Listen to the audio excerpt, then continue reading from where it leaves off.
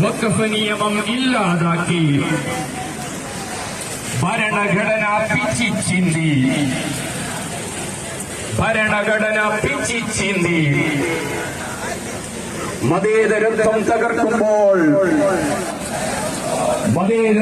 തകർക്കുമ്പോൾ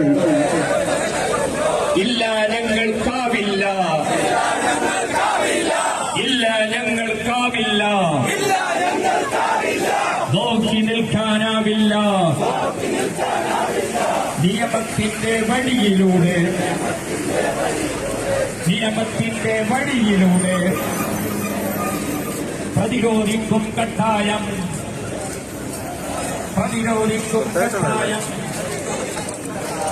പ്രതിഷേധ റാലി ജിന്ദാബാദ്.